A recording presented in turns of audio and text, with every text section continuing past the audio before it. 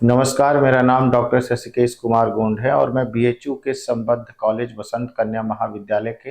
इतिहास विभाग में असिस्टेंट प्रोफेसर के पद पे कार्यरत हूँ। आप सभी का मेरे इस कोर्स में स्वागत है। जो मेरे कोर्स का टाइटल है वो है the economic history of modern India and the British Raj. इस कोर्स के अंतर्गत हम दूसरे मॉड्यूल के दूसरे व्याख्यान में हैं और ये इस मॉड्यूल का जो टाइटल है वो है economic exploitation, its mechanism, magnitude and effects, agrarian condition। इसमें हम लोगों ने पिछले लेक्चर में बात की थी कि कैसे बंगाल में ब्रिटिश ईस्ट इंडिया कंपनी धीरे धीरे अपना जो प्रसार है वो कर रही थी और बंगाल के नवाब के साथ वो अपने एक संबंध को बनाने की कोशिश कर रही थी। मुख्य तौर पे अगर हम देखें तो व्यापारिक लाभ लेने की कोशिश कर रही थी और इसी के क्रम में हम लोगों ने पिछला जो हमारा व्याख्यान था मॉड्यूल 2 का लेक्चर 1, उसमें हम लोगों ने देखा था कि कंपनी धीरे धीरे कैसे वहां राजनीतिक नियंत्रण स्थापित करने की कोशिश कर रही थी और प्लासी के युद्ध के बाद उसको ये अवसर प्राप्त होता है। तो 1757 में प्लासी का युद्ध एक बहुत महत्वपूर्ण युद्ध के तौर पे देखा जा सकता है, जिसने भारत में ब्रिटिश ईस्ट इंडिया कंपनी को केवल व्यापारिक कंपनी ही रहने नहीं दिया, बल्कि हम देखेंगे कि कंपनी व्यापारिक कंपनी से एक साम्राज्यवादी राजनीतिक संस्था के तौर पे उभारने में सफल हुई। तो उस क्रम में हम आज अपने इस दूसरे व्याख्यान के अंतर्गत बात करेंगे कि कैसे कंपनी ने बंगाल के ऊपर नियंत्रण स्थापित किया और साथ ही साथ किस तरह से कंपनी बंगाल से अपने राजस्व वसूलने के अधिकार में और वृद्धि कर रही थी। तो इस परिस्थिति में हम देखेंगे कि कंपनी जो है किस तरीके से केवल अपने व्यापारिक लाभ को ही आगे नहीं बढ़ा रही है, बल्कि दूसरी तरफ वो बंगाल की आर्थिक समृद्धि को भी निचोड़ने की कोशिश कर रही है, शोषित करने की कोशिश कर रही है और अपने अधीन इस तरह से व्यवस्था बनाने की कोशिश कर रही है जिससे कि लगातार उसको लाभ मिलता रहे। इसी क्रम में जो हमारे दूसरे व्याख्यान का जो टाइटल है वो इसी से जुड़ा हुआ है, जिसका नाम है company control over Bengal and Diwani rights. कि कंपनी ने बंगाल पे कैसे अधिकार स्थापित किया और साथ ही साथ वो दीवानी अधिकारों को लेके क्या काम कर रही है, इसके ऊपर भी हम लोग आज आगे के व्याख्यान में जानने की कोशिश करेंगे। तो उसकी शुरुआत हम लोग पीछे के व्याख्यान से ही करते हैं। जैसा कि हमने बताया कि जो भारत में ब्रिटिश ईस्ट इंडिया कंपनी है वो कंपनी व्यापार करने के उद्देश्य से आई थी। तो हम देखते हैं कि ब्रिटिश ईस्ट इंडिया कंपनी ने कैसे जो प्लासी का युद्ध था उस युद्ध के माध्यम से बंगाल में अपने आप को मजबूत तरीके से स्थापित करने की कोशिश की। तो बंगाल में जो प्लासी का युद्ध हुआ कंपनी और बंगाल के नवाब के मध्य, उसने भारत में अंग्रेजी साम्राज्य का दरवाजा खोल दिया स्थापित होने के लिए। खासतौर से कंपनी को ये अब लगने लगा था कि यदि वो भारत में भारत की राजनीति पे नियंत्रण स्थापित कर लेती है तो वह भारत में अगर हम देखें मुख्य तौर पे केवल अपने व्यापार को ही नहीं बढ़ा पाएगी, बल्कि वो भारत में एक बड़ा साम्राज्य खड़ा करने में भी सफल होगी और आगे चल के इसकी परिणति भी होती है। इसलिए जो प्लासी का युद्ध था केवल वो एक तरीके से कंपनी के लिए आर्थिक तौर पे ही लाभकारी साबित नहीं हुआ, बल्कि दूसरे तरफ हम देखें तो राजनीतिक तौर पे भी वो लाभ उठाने में सफल रही थी। इसके लिए कंपनी को समय समय पे जो बंगाल के नवाब हैं उन नवाबों के द्वारा और साथ ही साथ जो और दूसरे क्षेत्रीय जो अधिकारी थे उनके माध्यम से उनको अलग अलग व्यापारिक अधिकार मिलते रहे थे और इसमें कंपनी ने भरपूर लाभ कमाया। जैसे कि अगर हम देखें सिराजुद्दीन दौला के समय से ही कंपनी को 3 महत्वपूर्ण जो क्षेत्र थे उसकी जमींदारी मिल गई थी, यानी राजस्व। केवल कंपनी वहां राजस्व ही नहीं वसूल रही थी बल्कि दूसरी तरफ हम देखें तो कंपनी अपने व्यापार को भी बढ़ा रही थी, जिसमें कालीघाट, सूता नदी और साथ ही साथ गोविंदपुर, जो आगे चल के कलकत्ता के तौर पे एक महत्वपूर्ण केंद्र के रूप में उभरता है, जहां से कंपनी आगे जो है पूरे भारत में शासन करेगी और वो कंपनी का शासन का केंद्र होगा, जिसे कंपनी आगे चल के अपनी राजधानी के तौर पे विकसित करेगी। दूसरा अगर हम देखें तो भारत में जो कंपनी है उसमें केवल इस रूप में उसको नहीं देखा जा सकता कि कंपनी जो है अपने लिए अगर हम देखें तो वो उस अपने आय में ही वृद्धि कर रही हो, बल्कि दूसरी तरफ अगर हम देखें तो कंपनी राजनीतिक तौर पे भी अपने संबंध को स्थापित करने की कोशिश कर रही थी, जिससे कि वो अपने लिए एक बड़े साम्राज्य की नींव रख सके। इन परिस्थितियों में अगर हम देखें तो 1757 का जो प्लासी का युद्ध है, या 1757 तक कंपनी की का जो एक बंगाल के क्षेत्र में जो नियंत्रण है, वो धीरे धीरे वो मजबूत होता चला जा रहा था। इसके पीछे का कारण यह है कि वो बंगाल में सिराजुद्दीन दौला के पहले के नवाबों से लेके और इस समय तक के नवाबों तक उसने कई सारी छूट प्राप्त करने में सफलता हासिल कर ली। मुख्य तौर पे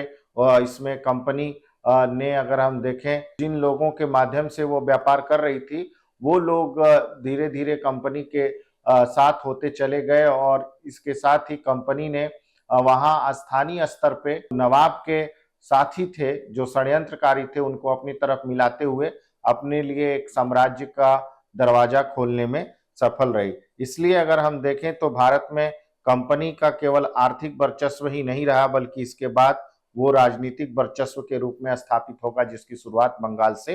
होगी। और इसमें सबसे महत्वपूर्ण जो मील का पत्थर जो साबित हुआ, वो प्लासी का युद्ध हमें दिखाई पड़ता है। उस युद्ध ने कंपनी को भारत में अपने पैर जमाने के अवसर दे दिए। जैसा कि पिछले व्याख्यान में मैंने बताया था कि कैसे कंपनी के जो अलग अलग अधिकारी थे, वो अधिकारी भारत में मुख्य तौर पे अलग अलग क्षेत्रों में अपने लिए राजनीतिक साम्राज्य स्थापित करने की कोशिश कर रहे थे। लेकिन अगर हम देखें तो वास्तव में कंपनी को भारत में जो राजनीतिक जो लाभ प्राप्त हुआ, या जहां से कंपनी ने भारत में अपने लिए साम्राज्य का जो दरवाजा है वो खोलना, वो था बंगाल, और उसमें उसकी मदद की क्लाइव ने। तो क्लाइव ही वो व्यक्ति था जिसने प्लासी के युद्ध की एक तरीके से भूमिका तैयार की, खासतौर से मीर कासिम मीर माफ कीजिएगा मीर जाफर को अपनी तरफ मिलाते हुए उसने नवाब की सेना को निष्क्रिय कर दिया, और उसके बाद नवाब को बंदी बना के उसकी हत्या कर दी गई और मीर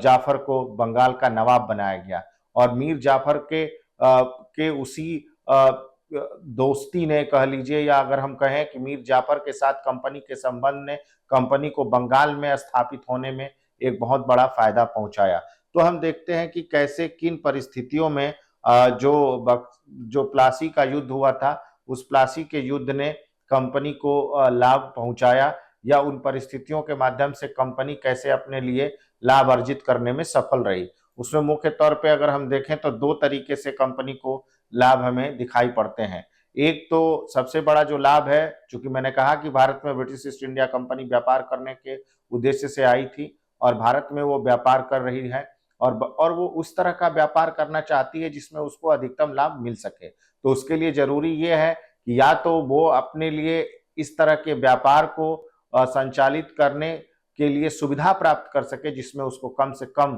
कर चुकाना पड़े, या कम से कम जो है चुंगी कर देना पड़े। और दूसरा ये है कि उसको या तो अब यहाँ शासन करने वाले जो संस्थाएं हैं, उन संस्थाओं पे उसका नियंत्रण हो। ये दोनों ही करने में सफल होते हैं British East India Company Bengal में प्लासी के युद्ध के बाद उसने मुख्य तौर से पूर्वी भारत में एक तरीके से अपने लिए अनुमति ले ली मुक्त व्यापार की। तो दूसरे तरफ उसने राजनीतिक जो सत्ता थी बंगाल की, यानी कि नवाबशिप, उस नवाबशिप पे भी नियंत्रण स्थापित करने की कोशिश की। उदाहरण के लिए अगर हम देखें तो सिराजुद्दीन दौला जो बंगाल का तत्कालीन नवाब हुआ करता था, उनके सेनापति मीर जाफर को ब्रिटिश ईस्ट इंडिया कंपनी ने अपनी तरफ मिलाया, और उसके बाद बदले में मीर जाफर जब बंगाल का नवाब बनता है तो कंपनी को बंगाल, बिहार और उड़ीसा की दीवानी का अधिकार प्राप्त होता है, यानी कि कंपनी अब राजस्व संग्रहकर्ता के तौर पे अपने आप को स्थापित कर लेती है। इसके साथ ही अगर हम देखें तो प्लासी के युद्ध के बाद जो एक बड़ा बदलाव आता है, वो बदलाव आता है इस मुख्य तौर पे बंगाल और कंपनी के साथ का जो रिलेशन है, उस रिलेशन के को भी अगर हम देखें, जो संबंध है उसमें भी बदलाव हमें दिखाई पड़ता है और मुख्य तौर पे कंपनी के व्यापार में इसका भरपूर लाभ होगा। तो बंगाल का जो नवाब था मीर जाफर, जब हम प्लासी के युद्ध के बाद की परिस्थितियों की बात करते हैं तो मीर जाफर के सामने एक बहुत बड़ी चुनौती है। मीर जाफर ने तो वादा कर दिया कंपनी को कि वो कंपनी को हर तरह से सुविधा प्रदान करेगा, हर किस्म का जो है उनको सहायता देगा जिससे कि वो अपने व्यापार का विस्तार कर सकें, और केवल व्यापार का ही विस्तार नहीं बल्कि अगर हम देखें तो भारत के अलग अलग हिस्सों में वो अपनी जो सत्ता है उसको भी स्थापित कर सकें। जैसा कि पूर्व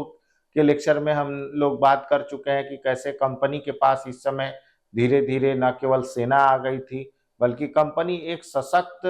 सैन्य संगठन के तौर पे भी हमें दिखाई पड़ती है, और आगे हम देखेंगे कि कैसे ये उसकी सहायता से भारत में एक साम्राज्य को जन्म देती है। तो इस समय मीर जाफर की स्थिति ऐसे ही थी कि वो कंपनी के हाथों का एक तरीके से कठपुतली बन चुका था और कंपनी जैसा चाह रही थी मीर जाफर से वैसा काम करा रही थी, और इसका मीर जाफर को भी खामियाजा भुगतना पड़ेगा आगे चल के। और मुख्य तौर पे कंपनी की जो मांग थी, चूंकि कंपनी का जो लालच है वो दिन पे दिन बढ़ता जा रहा था, केवल लालच ही नहीं बल्कि उस कंपनी का जो अगर हम देखें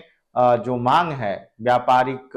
अगर व्यापार में छूट को लेके, अधिक राजस्व को लेके, अलग अलग क्षेत्रों में होने वाले परिवर्तनों को लेके, क्योंकि उसको ये पता है कि जो बंगाल है वो केवल एक क्षेत्र नहीं है, एक प्रदेश नहीं है, बल्कि वहां पे वो एक समृद्धशाली आर्थिक अर्थव्यवस्था है, जहाँ वो पूरे जहाँ पे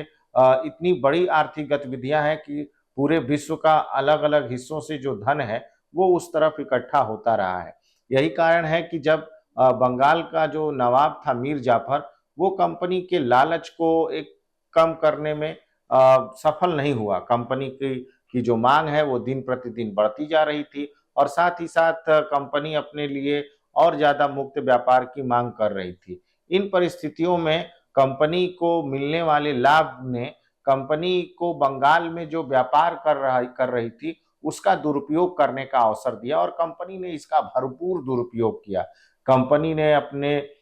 उस अधिकार का फायदा उठाते हुए बंगाल में जो व्यवस्था थी उसमें खूब लूट खसोट करने की कोशिश की। जैसा कि पिछले प्लासी के युद्ध का अगर हम देखें, उसके बाद जो नवाब और बंगाल के नवाब और कंपनी के बीच जो एक समझौता हुआ, उस समझौते में केवल भारत में मुख्य तौर पे बंगाल में ब्रिटिश ईस्ट इंडिया कंपनी को व्यापार करने का मुक्त अधिकार नहीं प्राप्त हुआ, बल्कि इसके साथ साथ ब्रिटिश ईस्ट इंडिया कंपनी में जो काम करने वाले कर्मचारी हैं, जो उसके साथ व्यापारी हैं, उन व्यापारियों को भी अपने निजी व्यापार को करने के लिए भी अब चुंगी नहीं देनी पड़ेगी, यानी उन व्यापारियों को व्यापार भी अब टैक्स फ्री कर देने की बात कही गई। और इससे जो है मुख्य तौर पे इसका दुरुपयोग उन्होंने भरपूर तरीके से किया। फिर इसके अलावा अपने तो कंपनी की का जो दीवानी अधिकार है, वो दीवानी अधिकार भी हमें इस समय दिखाई पड़ता है कि किस तरीके से जो कंपनी है उस दीवानी अधिकार का भरपूर दुरुपयोग कर रही थी, और उससे घाटा किसको था? उससे घाटा नवाब को था क्योंकि उसको राजस्व कम प्राप्त होगा, उससे घाटा भारतीय व्यापारियों का था। कंपनी यहाँ ही नहीं रुकने की कोशिश कर रही है, वो अधिक से अधिक अगर हम देखें तो अपने लिए राजस्व संग्रह का काम कर रही है। इसके साथ ही साथ वो अलग अलग तरह के आर्थिक लाभ के लिए हर वो प्रयास कर रही है जिससे कि वो बंगाल में जो उसकी व्यापारिक गतिविधियां हैं उनसे वो अधिकतम लाभ कमा सके। इसके साथ ही साथ अगर हम देखें तो जो भारतीय व्यापार है, वो भारतीय व्यापार में जैसा कि मैंने पूर्व में ही उल्लेख किया कि जो ब्रिटिश ईस्ट इंडिया कंपनी के व्यापारी हैं वो व्यापारी भी अपने लिए निजी व्यापार कर रहे हैं और वो निजी व्यापारी वास्तव में सरकार को किसी भी तरह का या नवाब को किसी भी तरह का कर नहीं दे रहे हैं, क्योंकि वो कर मुक्त व्यापार कर रहे हैं। तो भारत में ब्रिटिश ईस्ट इंडिया कंपनी ही केवल व्यापार कर मुक्त तरीके से नहीं कर रही है, बल्कि अगर हम देखें तो उसमें जो है भारत में ब्रिटिश ईस्ट इंडिया कंपनी के जो जो उसके अपने कर्मचारी हैं वो भी अपने व्यापार को मुक्त तरीके से कर रहे हैं, जिसका सीधा सीधा जो असर है वो असर अगर हम देखें तो किसको मिले पड़ेगा, वो भारतीय व्यापारियों को पड़ेगा। और इसके साथ ही अगर हम देखें तो मीर जाफर प्लासी के युद्ध के बाद जब वो बंगाल का नवाब बनता है तो उसने प्रॉमिस किया था कंपनी को, और कंपनी के उस प्रॉमिस को फुलफिल करने के लिए यानी कि उस वादे को पूरा करने के लिए उसने तुरंत ही 8 लाख पाउंड का एक बड़ा अमाउंट उसने गिफ्ट किया कंपनी को, और ख़ास तौर से वो जो बड़ी धनराशि थी उस धनराशि को चांदी के सिक्के के रूप में दिया गया। तो अगर हम देखें उन 1760 ईस्वी तक आते आते बंगाल का जो नवाब मीर जाफर है वो कंपनी की मांगों और इसके साथ ही साथ कंपनी के दिन पे दिन बढ़ते लालच का शिकार होता जा रहा था, और कंपनी भी इस बात को बहुत अच्छे से समझ रही थी। इन परिस्थितियों में न तो वो अपने लिए कोई स्वतंत्र निर्णय ले पा रहा था और न ही कंपनी के ऊपर किसी भी तरह का दबाव बना पा रहा था। जैसा कि मैंने बताया कि कंपनी पहले ही अपने आप को इतना सशक्त कर चुकी थी या शक्तिशाली बना चुकी थी, जिसकी वजह से कि बंगाल का जो नवाब है वो एक तरीके से स्वतंत्र न होकर कंपनी के हाथों की कठपुतली बन चुका था। इन परिस्थितियों में अगर हम देखें तो मीर जाफर के खिलाफ कई सारे इस तरह के षड्यंत्र भी कंपनी आगे चल के शुरू करेगी, या कंपनी इस अवसर की तलाश में भी होगी कि इससे बेहतर यदि कोई उसको मिलता है तो बंगाल का उसे नवाब बनाएगी, जिससे कि वो सुचारू तरीके से और जो धन का लूट खसोट है उसको कर सके। इन्हीं परिस्थितियों में अगर हम देखें तो मीर जाफर कोशिश करता है कि कंपनी के खिलाफ इस तरह का षड्यंत्र किया जाए जिससे कि कंपनी को भारत से बाहर हटाया जा सके या उसको प्रभाव को कम किया जा सकता है। इसको लेके वो एक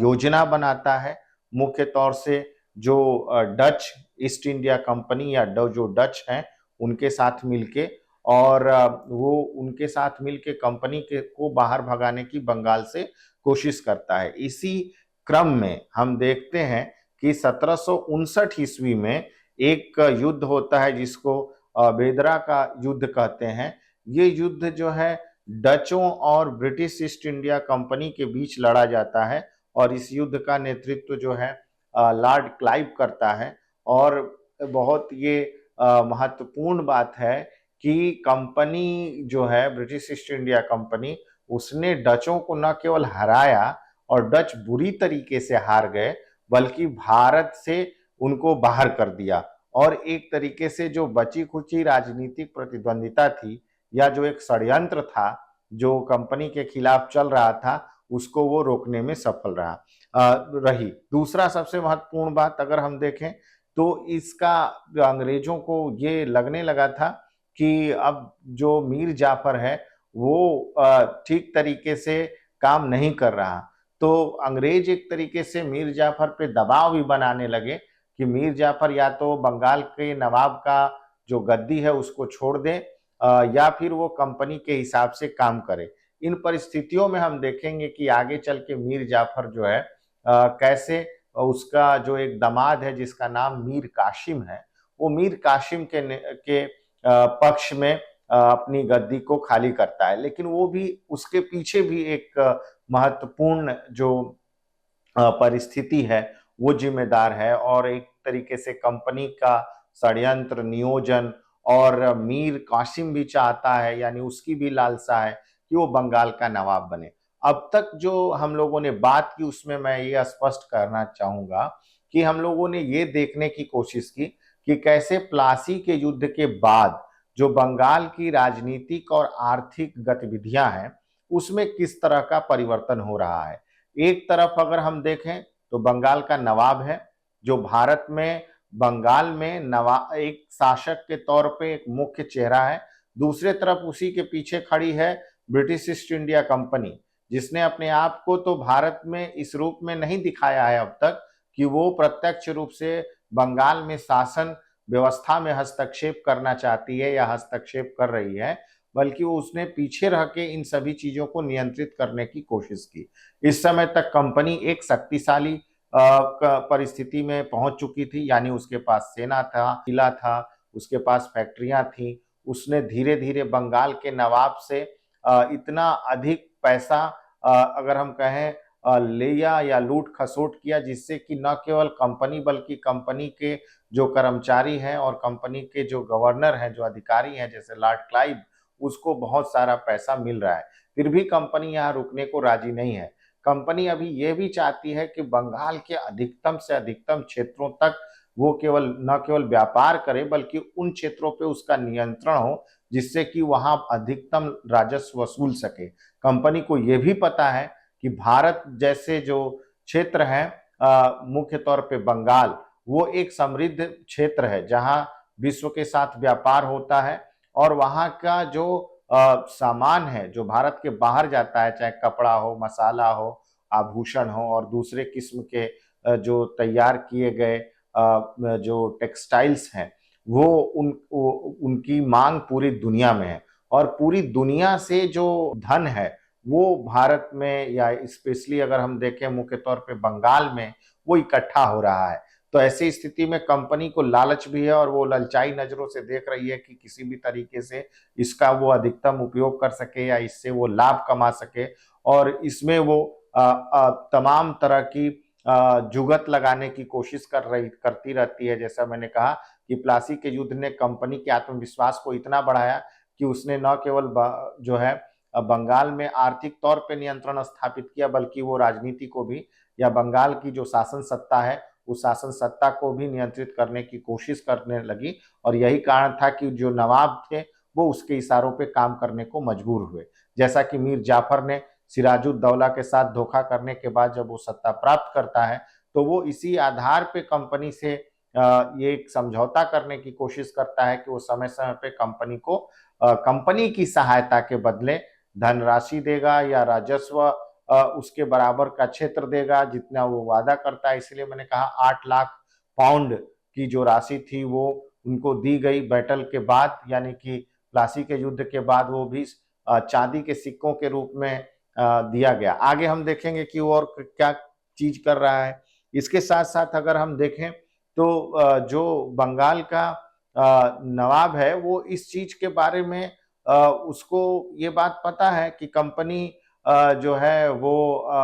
अपने आप को और मजबूत बनाने की हर संभव कोशिश कर रही है या कोशिश करेगी। और चूंकि जैसा कि मैंने अभी बताया कि बंगाल की समृद्धि और उन तमाम चीजों के चलते कंपनी ये करना चाह रही है, और साथ ही साथ बंगाल से प्राप्त होने वाले पैसे का इस्तेमाल वो केवल अपने लाभ या अपने व्यापार के लिए नहीं कर रही, बल्कि दूसरी तरफ वो उत्तर भारत में जैसे बंगाल में अपने साम्राज्य का निर्माण कर रही है, उसी तरीके से वो दक्षिण भारत में भी अपने साम्राज्य का विस्तार करेगी। तो दक्षिण भारत, उत्तर भारत से प्राप्त होने वाले पैसे का उपयोग जो भरपूर करेगी दक्षिण भारत में भी, और आगे चल के अपने साम्राज्य को खड़ा करेगी। मैंने कहा कि वो व्यापारी नहीं है, अब उसके पास एक बहुत बड़ी आर्मी है, इसलिए उस आर्मी का को खर्चा या उस आर्मी का खर्च उठाने के लिए भी कंपनी को पैसा चाहिए, जो अपने व्यापार से तो वो पैसा लगाएगी नहीं, वो पैसा भारतीयों से ही लेगी, यानी नवाब या अगर हम कहें राजस्व वसूलने के जो उसको अधिकार हैं उनसे। और यही कारण था कि इसका उपयोग वो भरपूर तरीके से बंगाल के नवाब और बंगाल के राजस्व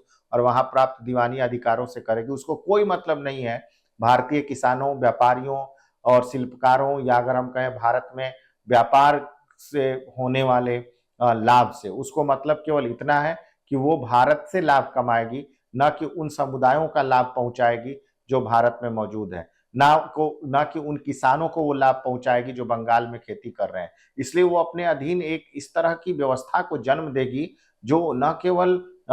उनके अपने अनुसार निर्मित की गई है, बल्कि वो एक ऐसा जाल होगा जिस जाल में भारतीय बंगाल की जो अर्थव्यवस्था है वो फंसती चली जाएगी, और केवल बंगाल ही नहीं पूरा भारत धीरे धीरे उसके अधीन होगा। हम लोग आगे देखेंगे, और वो एक ऐसे स्रोत के रूप में काम करेंगे जिससे कि वो भारत से अधिक से अधिक धन उगाही कर सकता है, वो भारतीय अर्थव्यवस्था को आगे ले जाने में बिल्कुल भी उनका रुचि नहीं है। वो ब्रिटिश ईस्ट इंडिया कंपनी और उसके साम्राज्य को आगे बढ़ाना चाहते हैं। इन्हीं परिस्थितियों में अगर हम देखें तो जो है कंपनी, जैसा कि मैंने कहा कि वो केवल अब व्यापारी नहीं रही बल्कि राजनीतिक और सैन्य तरीके से भी अपने आप को स्थापित करने की कोशिश कर रही है। तब जो मुख्य चरित्र इस बीच आता है उसका नाम मीर कासिम है। मीर कासिम जो कि दामाद है मीर जाफर का, वो इन सब परिस्थितियों को बहुत ध्यान से देख रहा है। तो वो कंपनी के साथ भी अपनी बातचीत जारी रखता है और दूसरी तरफ जो मीर जाफर है, वो मीर जाफर भी उस समय हमें दिखाई पड़ता है कि वो भी अपने स्थिति को ठीक करने की कोशिश करता है। मीर कासिम भी जो है वो इन परिस्थितियों को देख रहा है। मीर कासिम देख रहा है कि कंपनी की जो मांग है उसको असंतुष्ट है कंपनी बंगाल के नवाब से, मुख्य तौर से है जब हम बात करते हैं मीर जाफर की। और मीर जाफर जो है वो चाहता है कि इन परिस्थितियों से छूटे। तो ऐसी स्थिति में जो मीर कासिम है, वो मीर कासिम कंपनी के अधिकारियों से जाके मिलता है। इंटरेस्टिंग बात यह है कि जब प्लासी का युद्ध हुआ तो प्लासी के युद्ध के बाद कंपनी के द्वारा जो सेवा दी गई उस सेवा के बदले बंगाल के नवाब को यानी कि मीर जाफर को कंपनी को प्रतिवर्ष 1 लाख रुपया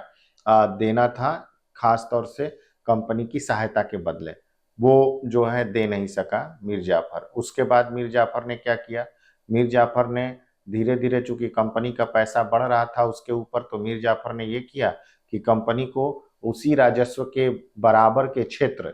यानी कि जहां से उतने रुपए के बराबर की आमदनी होती हो, उन क्षेत्रों को कंपनी को दे दिया कि वहां से वो राजस्व वसूल सकती है, जिनमें बरदावन है, नदियां है और बंगाल के और उस हिस्से के क्षेत्र शामिल थे। अब इस स्थिति में फिर भी वो इतने अपर्याप्त थे कंपनी को लग रहे, जिससे कि कंपनी को जितना मिलना चाहिए था उतना मिल नहीं रहा था। और ऐसी कंडीशन में कंपनी जो वार्षिक पैसा उसको मिलना था, उस पैसे को लेके वो बिल्कुल असंतुष्ट थी। और 1760 ईस्वी तक आते आते कंपनी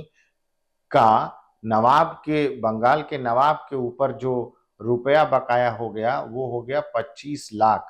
जो उस समय के हिसाब से एक बहुत बड़ा, अगर हम देखें, धन है। तो इस परिस्थिति में जो है मीर कासिम एक तरीके से लाभ उठाता है, कंपनी के साथ वो जाके समझौता करता है और साथ ही साथ वो वादा करता है कि जब वो नवाब बनेगा तो कंपनी को न केवल उन सभी चीज़ों को देगा जो पिछला नवाब नहीं दे पाया है मीर जाफर, बल्कि दूसरे तरफ कंपनी को व्यापार, मुक्त व्यापार करने का और अधिक जो लाभ है वो उसकी तरफ से दिया जाएगा। इन परिस्थितियों में वो एक संधि जो है करता है ब्रिटिश ईस्ट इंडिया कंपनी के अधिकारियों और मीर कासिम के द्वारा की जाती है। और उस संधि का जो तिथि है वो 27 सितंबर 1760 की है। अब ये बहुत इंटरेस्टिंग संधि है क्योंकि इस संधि के बाद से अंग्रेज मीर जाफर को बंगाल की सत्ता से हटाएंगे और साथ ही साथ मीर कासिम बंगाल का नवाब बनेगा। अगर आप देखें तो ये उसी तरह का क्रम दिखाई देगा जैसे कि मीर जाफर ने सिराजुद्दीन दौला को धोखा दिया था, और उसी तरीके से मीर कासिम जो है मीर जाफर को धोखा देगा और अंग्रेजों से समझौता करेगा नवाब बनने के लिए। तो 17 सितंबर 1760 ईस्वी में मीर कासिम अंग्रेजों से जाके समझौता करता है कि अगर वो नवाब बना मीर कासिम की जगह, मीर जाफर की जगह, तो वो अंग्रेजों को उन सभी तरह के लाभों या उनके मांगों की पूर्ति करेगा जिसकी वो इच्छा रखते हैं। उनमें से कुछ चीजें इसमें रखी गई हैं, इस संधि में उसकी व्यवस्था की गई। जैसे मीर कासिम उन्हें बरदावन, मिदनापुर और चटगांव, ये 3 क्षेत्रों को देगा जिससे राजस्व कंपनी प्राप्त कर सकती है और अधिकतम लाभ कमा सकती है। इसके साथ ही साथ जो अगर आप देखें सिलहट में जो चूने का व्यापार है, उस चूने के व्यापार में आधा हिस्सा कंपनी को दिया जाएगा। इसके साथ ही साथ मीर कासिम जो है कंपनी को 5 लाख रुपया वार की क्षतिपूर्ति के लिए देगा। मुख्य तौर पे वो पैसे खर्च किए जाएंगे दक्षिण भारत में साम्राज्य विस्तार करने के लिए। दक्षिण भारत में जो कंपनी युद्ध और साम्राज्य विस्तार पे काम कर रही है उसके लिए अलग से 5 लाख रुपए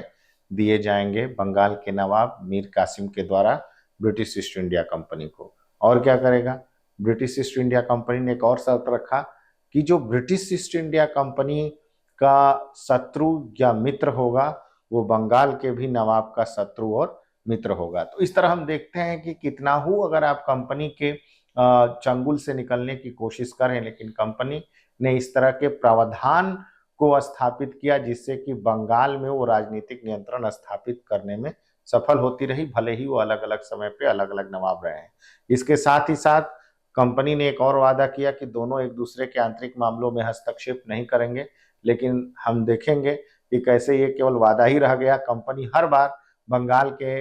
नवाब के आंतरिक मामलों में हस्तक्षेप करेगी। इन परिस्थितियों में अक्टूबर 1760 ईस्वी में जो ब्रिटिश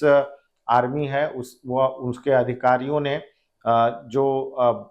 नवाब का महल है उस महल को घेर लिया जिसमें मीर जाफर था। मीर जाफर ने उस समय परिस्थिति को देखते हुए अपने आप को नवाब के पद से हटाता है और अपनी गद्दी मीर कासिम को सौंप देता है, जो एक बड़ा परिवर्तन था। तो एक और जो इस अंतिम बात जो इस संधि में रखी गई वो ये रखी गई जब मीर जाफर ने अपनी गद्दी छोड़ी मीर कासिम के पक्ष में, तो मीर जाफर को कोलकाता भेज दिया गया और उसे 15,000 रुपए की मासिक पेंशन दी गई। तो इस तरीके से अगर हम देखते हैं तो ब्रिटिश ईस्ट इंडिया कंपनी ने बहुत ही चतुराई से न केवल अपने लिए व्यापारिक रास्ते का मार्ग प्रशस्त किया, बल्कि दूसरी तरफ ब्रिटिश ईस्ट इंडिया कंपनी ने भारत में राजनीतिक वर्चस्व को भी स्थापित करने की कोशिश की और आगे चल के धीरे धीरे बंगाल में उसने अपने साम्राज्य का विस्तार किया। और हम अगले लेक्चर में देखेंगे कि कैसे ब्रिटिश ईस्ट इंडिया कंपनी को अलग बंगाल के जो क्षेत्र हैं उन बंगाल के क्षेत्र में उसका साम्राज्य विस्तार होता है और बंगाल के नवाब के शासन का वो कैसे अंत करते हैं और उसके बाद सीधे वो शासन सत्ता में आते हैं। तो अगली क्लास में हम इसके ऊपर बात करेंगे और आप लोग तब तक जो हम लोगों ने बात की है इसको रिवाइज कीजिए। इनसे संबंधित जो महत्वपूर्ण बिंदु हैं उन बिंदुओं को ध्यान दीजिए, जैसे बैटल ऑफ प्लासी और उसके बाद जो है बंगाल की परिस्थिति, कंपनी को मिलने वाले अलग अलग तरह के लाभ, राजस्व, इन मुद्दों को आप देखें और उस पर विचार करें, चिंतन करें। बहुत बहुत धन्यवाद। अगली क्लास में हम लोग बात करें।